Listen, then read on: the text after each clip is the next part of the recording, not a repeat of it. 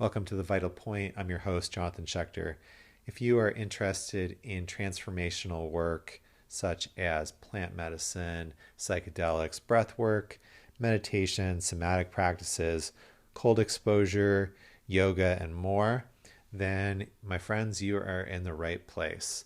Welcome to The Vital Point, the podcast that is for practitioners as well as people new to transformational work looking curiously for more information and guidance.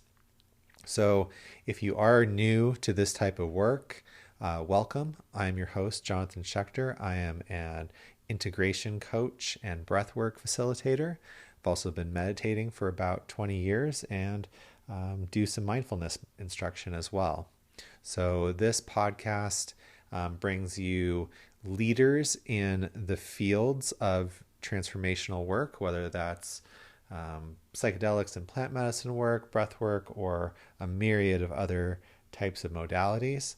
And my goal with this podcast is to not only introduce you to new modalities and practices, but help spark your curiosity to go out and actually practice them. So I hope you enjoy today's episode of the show.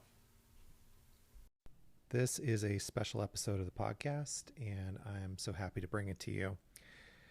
The guest on this episode is Acacea Lewis, who is the founder of Divine Master Alchemy, an online education program that goes really deep into the anthropological and historical impact of different entheogens and the cultures and stories within those cultures that use them.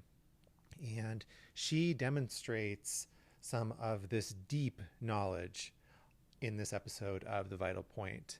A simple question about what are the lineages and ritual usage of psychedelic mushrooms within the Mexican and Mazotec people and cultures really turned into a deep dive and a fascinating conversation about just how rich these traditions really are. Going into philosophy, going into Aztec religion. She gave us multiple books to look at to explore the topic further, and was just generally a pleasure to talk with.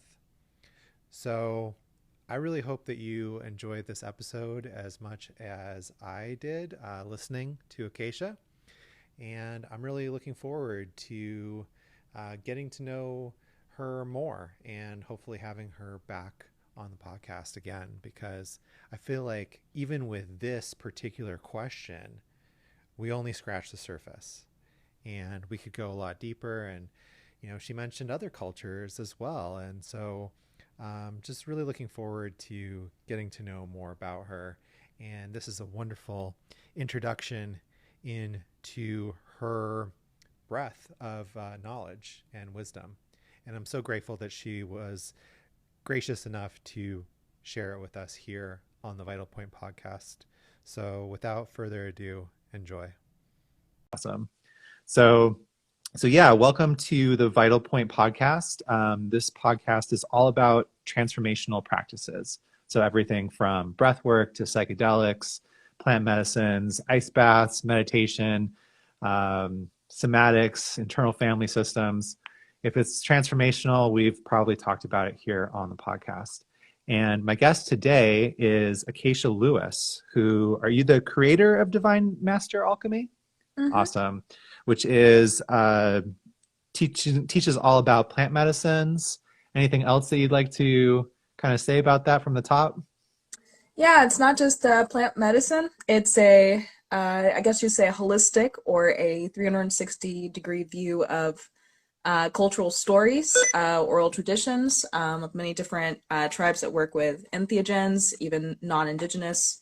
I guess you could say more modern use of entheogens, looking at the stories that people tell, trip reports included, And then also going deeper into like the anthropological history of how entheogens shaped the face of the human race, if you will, whether it's Siberia or Africa or South Asia, wherever we're looking at in Divine Master Alchemy, we're looking at the stories, we're looking at the oral tradition, we're looking at the actual like foods and lifestyle and ethical and moral background that oftentimes links to entheogenic or plant teacher experiences, and then we're integrating that through reading different books and really checking out different authors who have a really wholesome perspective of entheogens, and we're talking about it, microdosing, and learning about different alchemies that were used with entheogens that may not be hallucinogenic at all, that just have stories, and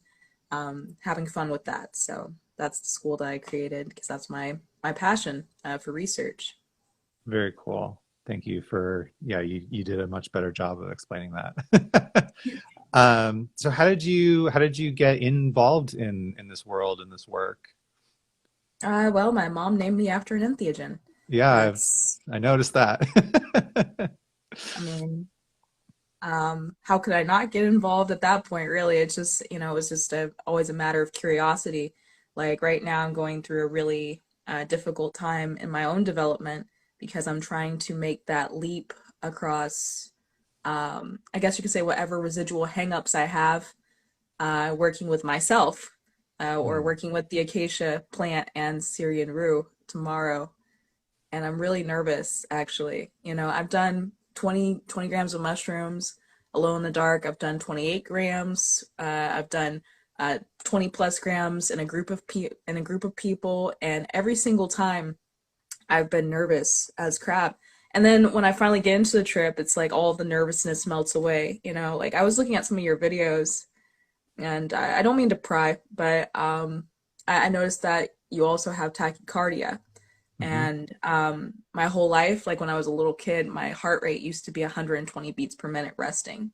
And, I'd go to holistic practitioners my parents would take me to sometimes. And other times I'd ride my bike and go, off campus and go and talk to like a holistic practitioner, and they'd tell me, oh, you're magnesium deficient or you're niacin deficient. And they'd never really give me a clear-cut reason why my heart rate was always double or triple what it was supposed to be. Like when Hmm. I was broke in college, I'd go to the plasma office trying to donate plasma, and they say, "Oh, your heart rate's too high, or your blood pressure's too high," and it would be like something crazy, some crazy, absolute unhealthy number. And luckily, I've encountered teachers who have medicines like gibbon viper venom um, that could be used to treat heart disease, and then potentially control consciously your heart rate and your breathing, because that's something that's not controlled consciously in the body. Medulla oblongata is what in the brain controls your heart rate. So emotionally or subconsciously, I've noticed that when I'm not able to tap into my deeper emotions or feelings, that oftentimes my heart rate starts off like a runaway train, Hmm. and so whatever I work with, I'm always really hyper aware of Yeah. how it will affect my heart, and also aware of how I'm affecting my heart, because I realized, working with the mushroom in Oaxaca, that it was 50% nature or my body and 50% my thoughts. That was Mm. really, you know, Yeah. uh, partially what I was going through. Well, I wrote down that gibbon viper venom, and I'm definitely going to Gabon. want to talk to you more about that because, yeah, it's Are kind you of a still in new. Mexico? No, I live in Tucson. Oh, you're in Tucson. Okay, that was Yeah. another podcaster who's in Mexico. Next time you go to Mexico, one of my teachers still lives down there. His name's Ian, and he works with all the serpent venoms. He got my lungs straight after I had some complications with vaping in my youth. My lungs, when I got COVID, I couldn't actually speak for more than 5 minutes without passing out. That's how bad my lungs were. And so, he patched me up on that. And then also the Gabon Viper Venom has brought my heart rate from 100 to 120 down to about 80 to 90 beats per minute, which isn't super significant, but I notice it. Yeah, I notice it it's when I'm on right. like, yeah. Yeah, yeah, I So, totally understand. I was like, if I can pay some a warlock medicine man in the jungle $20 to patch up my heart and not have any problems after that, then I'm pretty good. I'm doing pretty good. Yeah, So, it's definitely been a journey. We're still trying to find some answers. I'm starting to work with a naturopath here in town, and yeah, Western medicine hasn't really been very helpful. They've been able to say, yes, you have something going on, and it's like, yeah, of course, there's something going on. I could have told you that. like It having cancer, fibroids, also STDs, etc. Like my experience with Western medicine is that they're good at diagnosing names of things, sometimes not. But ultimately, it's not Western medicine that's going to be the cure, though I would use Western medicine to positively confirm your symptometry or at least associate it with a specific category of something going wrong inside the body because, they do have some more advanced tools of looking inside the body without you necessarily taking ayahuasca and shaman sings and looks through your body and then sees where the colors don't match. And that's a perfectly valid way of doing an MRI, in my opinion, as well. But also, some of us can't go all the way to Peru to get that treatment. So, right, right, you right. know, um, yeah.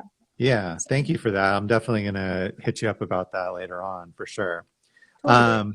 Well, and I think mentioning the ayahuasca is like a good segue into what I wanted to talk to you about here on the podcast. When I first started sitting with more plant medicines, I had some experience with medicines in more of a recreational setting. And when I first started sitting with ayahuasca, I was really blown away by the traditions and the lineages that even though most of the time I was not sitting with people that were like say indigenous Shipibo, but they had been trained by people that from this lineage, and there was so much richness there. There was so much more than just the ingestion of the ayahuasca itself. There was the Icaros, there were other master plants, the even the music and the instruments that were being used had this purpose and this heritage. And I was really struck by how, at least within like the American mainstream, even though psilocybin, sacred mushrooms are coming so much more out into the forefront. They're going to be decriminalized or legalized here any day now. In terms of the experiments and the research that's being done, but it's so clinical. It's like go to a therapist office and put a blindfold on and listen to classical music. And I was like, where's the lineage and the ritual and the historical usage for mushrooms in a similar way to the way that we experience ayahuasca?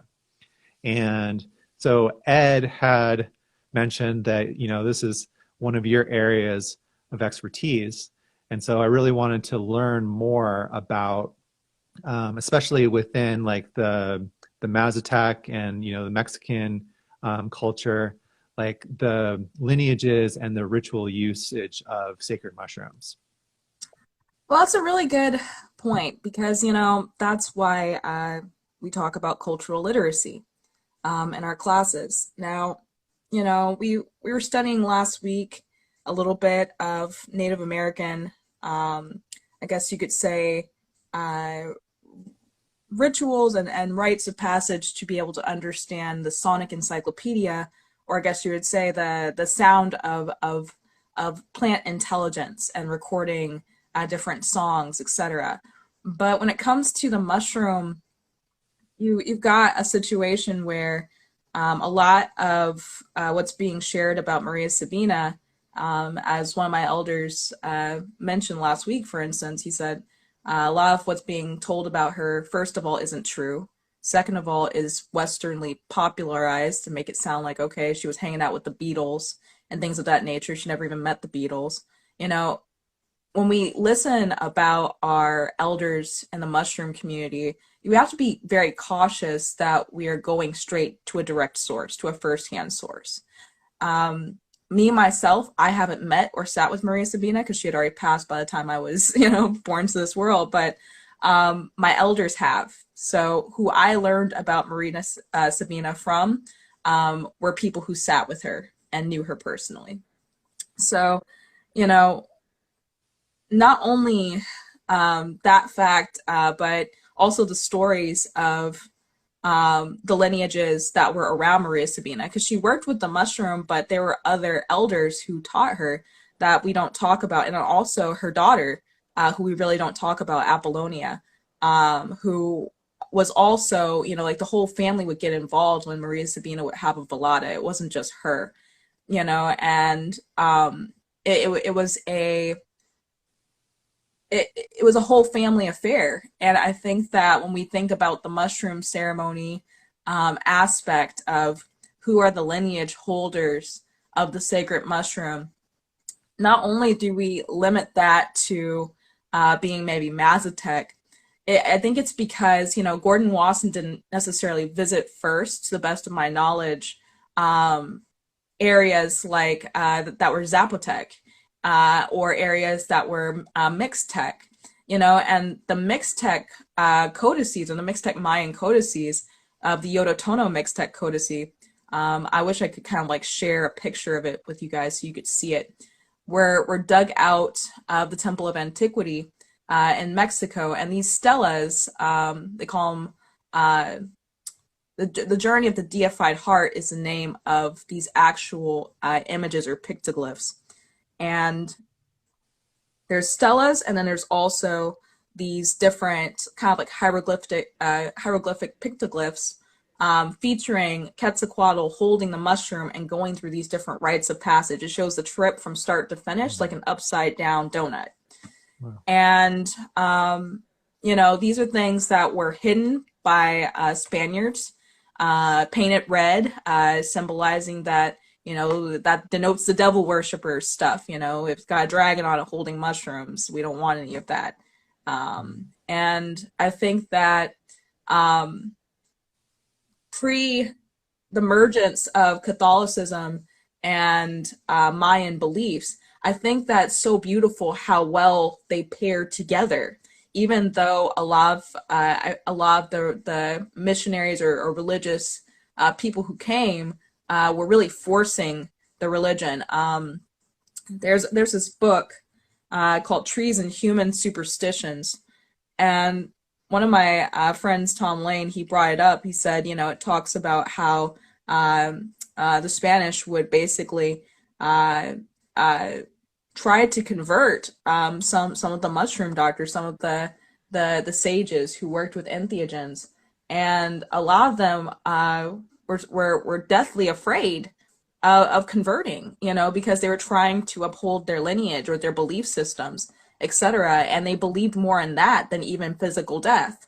And I think that personally, we're still coming to that age where we're accepting Aztec philosophy as Aztec philosophy, not Western philosophy. We're allowing them into the club of saying, okay, now you guys are intelligent to have created a philosophy. You're not just cavemen or savages, as they were oftentimes referred to by some of these invading colonizers. And so when we look at Aztec philosophy, it's not Western dualistic philosophy. It's very monistic philosophy. It's referring to all of these different characters in the Mayan history books and Aztec mythology books, etc., as being forces of energy and motion, not necessarily being deitized as saying, oh, well, that's the sun god and the sun god is worshipped, etc. No, the sun god is Teotl in disguise as the sun god. And Teotl is the Nahual, or the shapeshift version of the human and of the cosmos. Just like the shaman becomes the jaguar in ceremony, and that is his Nahual or Nagual.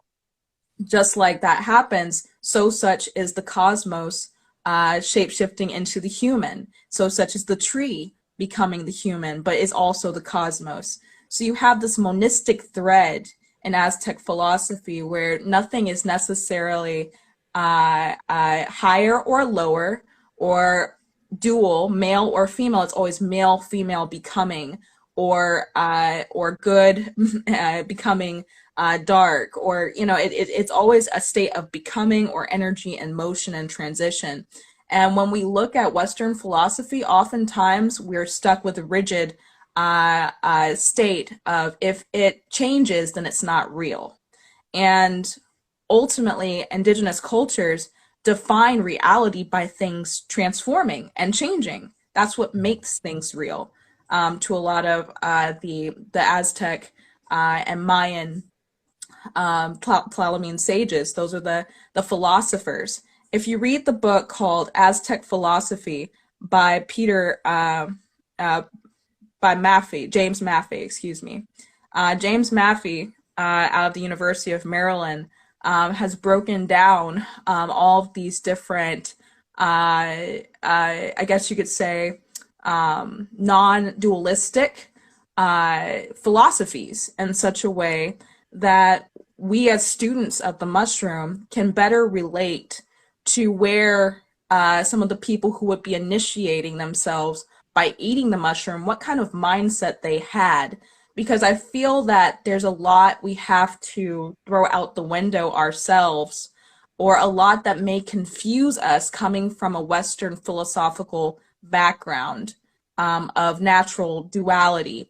There's a lot that we have to, I guess you could say, surrender or release before us in 2022 can have that authentic 400 BCE mushroom ceremony where we're able to really let go, where we're able to understand that our heart and our spine and the spinal fluid, etc., that's carrying the psilocybin throughout our body, when we get into that rhythmic space, not to fear that space and not to let our fear overcome us. Because when you look at the codicy, the first thing or the second thing that the character, Quetzalcoatl, which is symbolizing the initiate, you eating the mushroom, the first thing he does is he has to go up against this emissary of death, Xibalba, the god of death, and he has to conquer his fear by cutting the head off of death.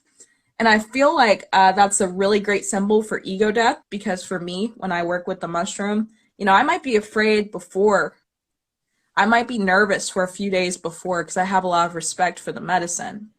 But when I'm in the experience, that's when you have an option to cut off that noise and to let it go. And you have a choice that you can make between what you think is going to happen and what you want to create. And that's the choice that I think that a lot of people don't oftentimes know they have, is that choice to evolve beyond or to become something more than what they were previously, without having to hold themselves in that box of I am this and this is how I function, to let the mushroom really take you through that rite of passage of releasing fear and acknowledging that there's other things out there that we don't know and that we're still exploring, and other beings out there that we can possibly or potentially connect with, some which are benevolent, some which are malevolent, but that there's more to our existence than what we've been shown. So, yeah. There's a lot to unpack there.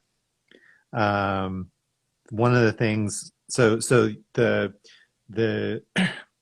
you were saying that the Aztec gods and Quetzalcoatl, that this is really less about an exterior god that's external to us, and is really a reflection of our own journey and our own forces and energies. Not only reflection, but literally your own forces and energies. Yeah. Imagine like the Kundalini awakening, Right. being like the left and right hemisphere of the brain being symbolized, one by a bird or the Quetzal bird, and one by a serpent, the left hemisphere being the serpent. When you combine those two energies together, you get this energy body that's just moving. It's not God, it's simply I guess you could say a container for divine Mm. energy that appears to look like this plumed feathered dragon, but it's not separate. It's not necessarily something that needs to be worshipped or feared. It's what you can step into. It's another container energetically, I feel.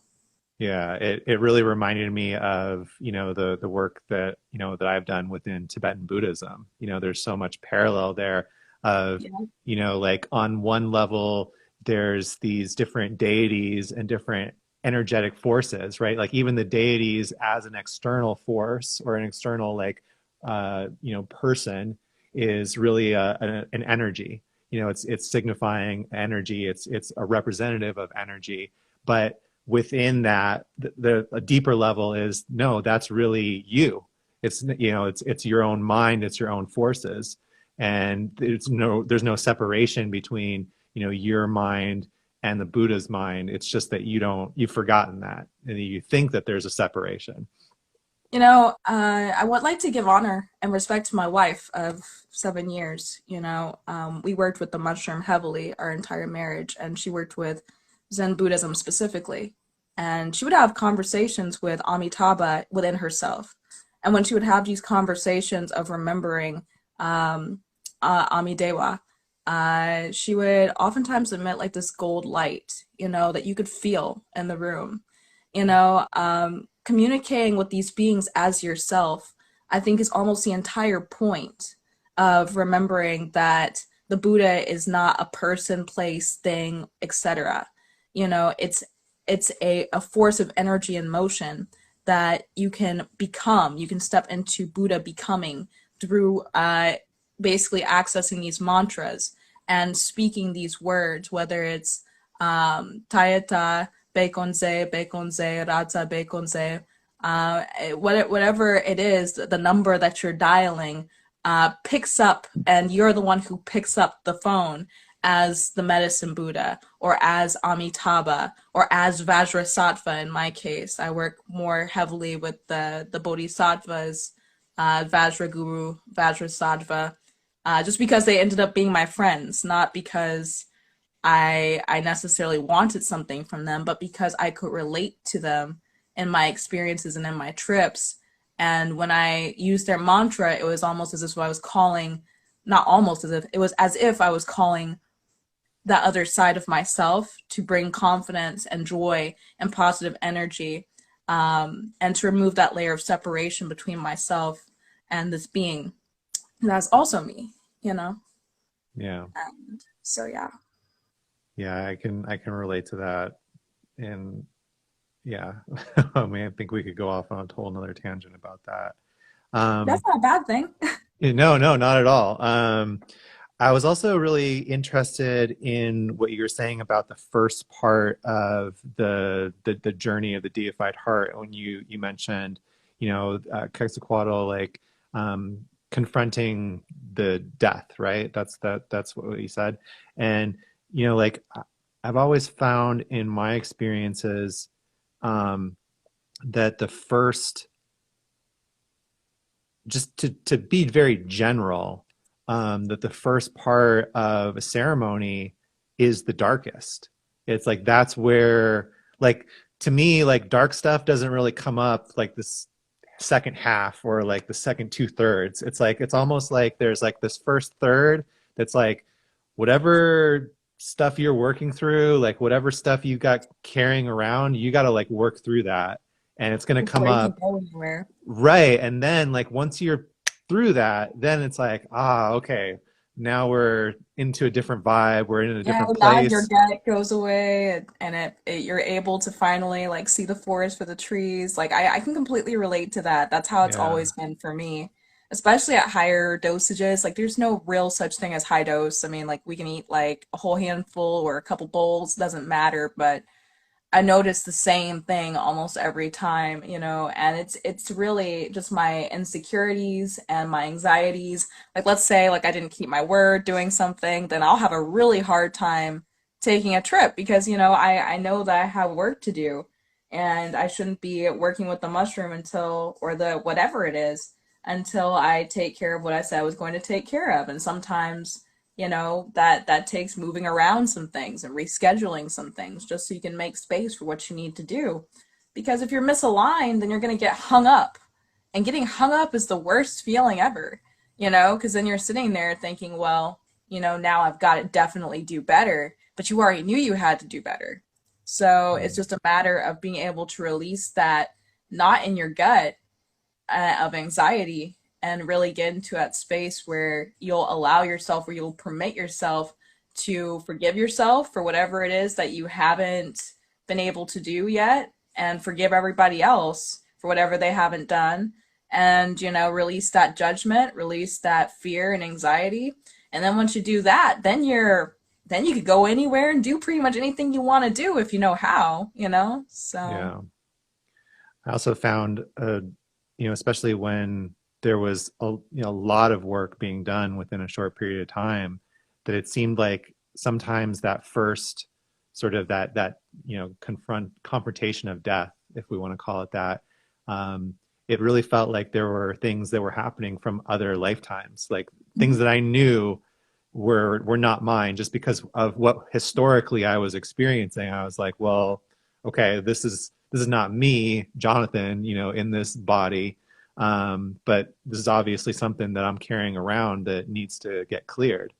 And sometimes yeah, that was the, really scary stuff, because it was like, whoa, like I didn't do, I didn't do this.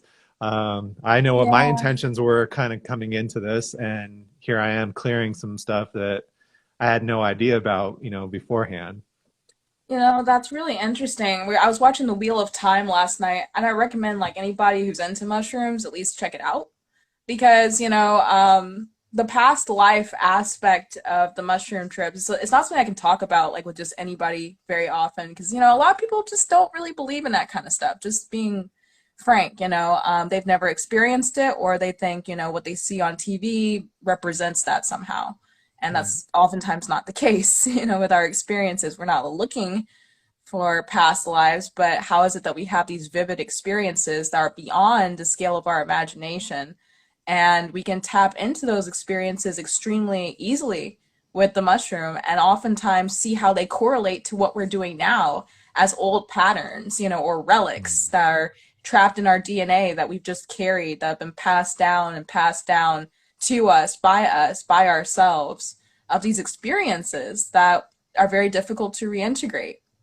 It's like having the experience of, okay, well, what if I was in a war and I killed somebody and that person shows up in your life in this lifetime and then you realize that you have unresolved karma. What are you going to do then? Mm. And it takes a practice of removing those mountains of karma, and really allowing yourself to forgive. And sometimes that also means to forget, to allow yourself to be new and to recycle all those pieces. Like I was watching I think it was like a video or a reel. Somebody was saying, don't recycle yourself. Just stop what you're doing and change. And I'm like, isn't that recycling yourself? Like that's still you. Like I've noticed that sometimes the mushroom will put me into this space that I call the composter. And honestly, sometimes I need to be in that space because I feel, I felt the weight of what, it sounds crazy, but, what could be potentially hundreds of thousands of years of experience. And oftentimes it's like, if you watch like the movie The Eternals, how the chick got mad weird or what, mad weary or whatever, because she had too many memories from too many lifetimes and they start glitching out and attacking her friends and stuff. And I find that sometimes that's actually a thing where it really takes not being afraid to lose yourself, knowing that you can't ever lose yourself, and that you Yeah. don't have to necessarily associate or not at all associate yourself with your failures or your limitations or things that you didn't get to do or did the way that you feel like you did wrong. Like even in this life, um, like over the past year and a half, I oftentimes think back to like how could I have saved my partner? Like I'm a medicine person. Isn't this what I do? Isn't this something that I'm supposed to be proficient at? And, for me, what's healing is recognizing what I did notice and what I did bring up and changes I did make. And instead of necessarily holding myself to this bitter standard of, okay, well, if it didn't go perfect and you didn't do good at all, it's being less hard on yourself as an eternal Yeah. being and recognizing that you did just fine. You're exactly where you're supposed to be in this moment right now. And anything that happened outside of this moment was to prepare you for what's happening right now. And I feel like that's really helped me to reintegrate. Yeah. Thank you for sharing that. I mean, I can I can feel your authenticity and just, the lessons that you are continuing to process and learn, from that experience. And it's wonderful that you're able to, share that and be open about it, and have that perspective. So, thank you for sharing that. No The worries. the last thing I wanted to maybe touch on that from what your first share was you were talking about like things that we in the modern world or with the like sort of Western philosophy um, should be able to let go of, to better work with the mushroom or to better understand maybe what's happening on like a higher perspective. And I was wondering if you could maybe touch on that a little bit more, go more in depth with that. Sure. I think that, we gotta let go of this instant gratification idea of what psychedelics are. Back, if you want to know about mushroom lineages, etc., the Mushroom Doctor book called The Wisdom Way of the Feminine Shaman by Camelia Martinez gives you a really, really good look into what it was like for a shaman from the Mazotec or Mixtec lineages to come to the United States and travel and teach and do mushroom ceremony. Who comes from a lineage that potentially taught Maria Sabina everything that she knew. So that gives you like an idea to start there. But to add more layers, I'd say the instant gratification part comes when you think that if you take a dose that you're entitled to seeing colors or hearing sounds. It's the preconceived notions part that I think could really afford to be released, of psychedelics are a cure-all or psychedelics are a medicine, and even as a medicine person, like there was no such thing when I was 16. It was just, oh, you're depressed? Okay, you know what? The hippie moms are going to come together and share whatever mushrooms we have left and then help this kid out. And, we didn't have teachers. We didn't have, this rigid standard of what we were supposed to follow. And I feel like that's how I came into this thing. And even with the layers of verbiage and the way that the mushroom is being, I guess you could say the container that the mushroom is being put into in this psychedelic renaissance, oftentimes I feel like it does a disservice to people who would otherwise truly and sincerely benefit from not having that level of expectation of what Mm, it's going to potentially do for them. Because then those expectations are carried into the experience and oftentimes distract or take away from the actual experience that you were meant to have, which maybe wasn't seeing a bunch of pretty colors. Maybe it wasn't having a therapy session. Maybe it wasn't, painting, or maybe it was that traumatic moment where you realized that you should forgive your mother because your mother is still in your DNA, or whatever it is that you thought you were supposed to get. I think that instant gratification mentality of like taking an aspirin is going to remove pain, just like taking 5 grams is going to give me an ego death. mm, Everybody's different. And really allowing the mushroom to remain what it was in ancient times, which is a food or the flesh of God. It was a spiritual experience. You didn't know what you were going to get. You just knew that you were going to consume something that needed to be treated in a sacred way. And it was called Tionanacatl, flesh of the gods, or the sacred blood flowers of Quetzalcoatl. Understanding that the lightning has a symbiotic relationship with the soil, which gives birth to the mushroom. These things come from the rain and the combination of blowing winds that bring spores to rest, and the lightning adding nitrogen to the soil, which causes these mushrooms to flourish. You know, it's the natural process that was respected and honored. And then adding an additional layer of gratitude to the mushroom by elevating it to the position of los niños de hongos, or like children, understanding that they are innocent and that they're not trying to uh, uh, they're not like adults. They're like not like men who are maybe trying to deceive. They're children. They're innocent and they're sacred.